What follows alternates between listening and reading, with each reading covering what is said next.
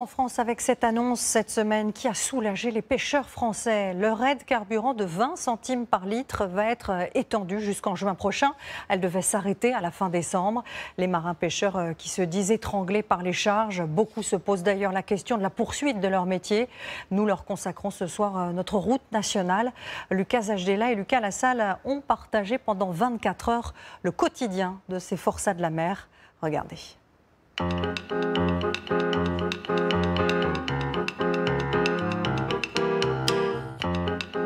Nous sommes à la Turballe, c'est l'un des 10 plus gros ports de pêche français. Il est 21 h, marée haute, c'est l'heure à laquelle les bateaux rentrent au port pour décharger leur pêche. Il faut ensuite repartir avant la marée basse.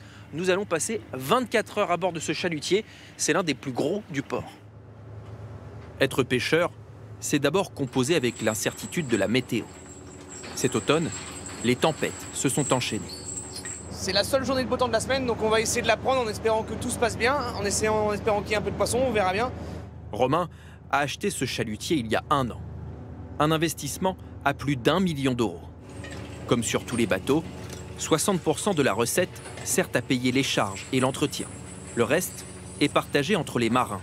La paye dépend donc directement de la pêche.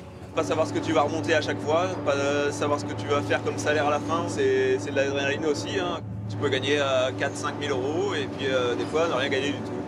Les bonnes années, un matelot peut gagner 40 ou 50 000 euros net. Un salaire de cadre. La contrepartie d'un métier parmi les plus difficiles et les plus dangereux. À bord, c'est ce que le commun des mortels appellerait un calvaire. La houle, l'odeur de poisson, de gasoil et le sommeil rare, interrompu en permanence par cette alarme. Toutes les 3 heures, de jour comme de nuit, il faut remonter le filet pour que le poisson capturé soit le plus frais possible. Peu importe les vagues, peu importe la météo. Là, on a plutôt de la chance, la mer est assez calme. Mais même quand c'est calme, ça tangue. Tout comme le chiffre d'affaires de la plupart des bateaux. Les années fastes sont de plus en plus rares. La faute au prix du gasoil et au quota, pas toujours bien compris. Sur ce coup de filet, 80% de chinchard. Un poisson interdit à la pêche depuis cette année qu'il faut remettre à l'eau. Sur ce coup-là, c'est pas fameux encore. Non, là c'est nul à chier même.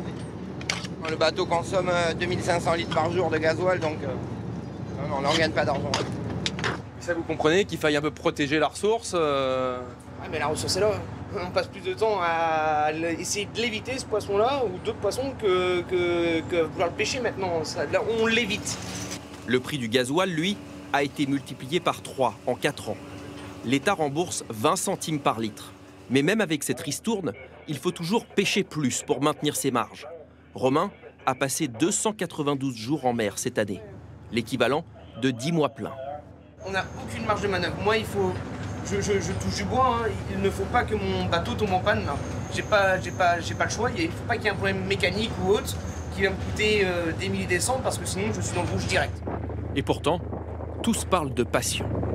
Malgré l'éloignement des proches et les enfants que l'on ne voit presque pas grandir. Moi personnellement, c'est mon plus grand regret, c'est ça. Même après 27 ans de pêche comme Jérôme, l'amour du métier reste intact. Je pars en mer, c'est avec le sourire, quoi. C'est mon truc, quoi. Donc tant que le corps suivra, on... Ouais, carrément. Moi, tant que le corps suivra, je serai en mer, ouais. Ça, c'est sûr.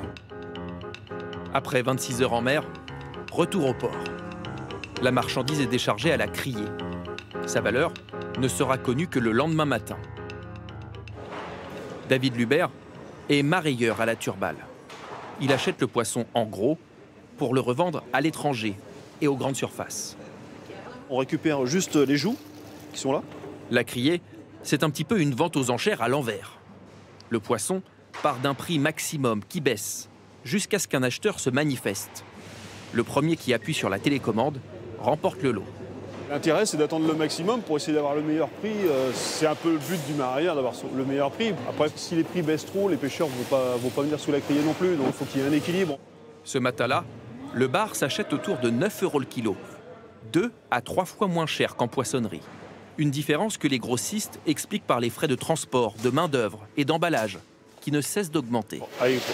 Justement, la crise de l'Ukraine, l'explosion des hydrocarbures, l'explosion de beaucoup de choses. Mais les pêcheurs, eux aussi, ils ont eu leur prix qui ont augmenté. Oui, ouais. Vous aussi, vous avez votre marge qui a diminué? Notre marge a diminué, ça a été impacté aussi un petit peu. Ouais. Pour les pêcheurs, reste cette impression que les prix sont toujours tirés vers le bas. De quoi en décourager beaucoup. Eric tente de vendre son bateau depuis 6 mois. En attendant, pas d'autre choix que de continuer à pêcher. C'est juste pour essayer d'éponger et descendre le global de mes dettes, quoi. C'est tout. Entre les factures de carburant à payer et un crédit contracté pour réparer son moteur, il cumule 100 000 € de dettes. Son chalutier a 35 ans. Et c'est tout le problème de la pêche française, selon lui. Des bateaux trop petits et trop vieux, dont on s'acharne à prolonger la durée de vie. Une partie des pays européens où ils ont des jolis bateaux et puis ils mettent des moyens. Nous, ce qu'on fait, on s'endette, on continue à bosser. Et c'est encore des bateaux qui vont vieillir. Ils vont arriver à 50 ans et ils seront encore là parce qu'ils vont être entretenus. On s'endette pour réparer des vieux bateaux. Exactement. Ouais. Exactement. Plutôt qu'une subvention sur le gasoil, il préférerait de l'État une aide pour aider les jeunes à acheter des bateaux modernes. Car si le métier attire de moins en moins, il y a toujours des candidats. Un eau d'écoute simple, un eau d'écoute double. Au lycée maritime de Nantes, 8 futurs pêcheurs sont formés chaque année. Ici, malgré toutes les contraintes de la vie de marin, la pêche reste associée à la liberté. La liberté en mer. La liberté. Ne pas être enfermé dans un bureau. Les promotions sont petites, mais les effectifs restent stables, avec des profils qui se ressemblent. La plupart ont un père ou un grand-père pêcheur. Tous connaissent les inconvénients et les avantages. On vient là aussi, je ne vais pas dire c'est que pour l'argent, mais bon, on connaît le danger, mais on connaît aussi qu'on peut être récompensé selon la pêche. Des sacrifices en échange d'une rémunération confortable. Un compromis qui semble menacé aujourd'hui. Le nombre de pêcheurs a été divisé par 2 ces 30 dernières années. La passion, aussi puissante soit-elle, ne pourra pas éternellement maintenir à flot toute une filière.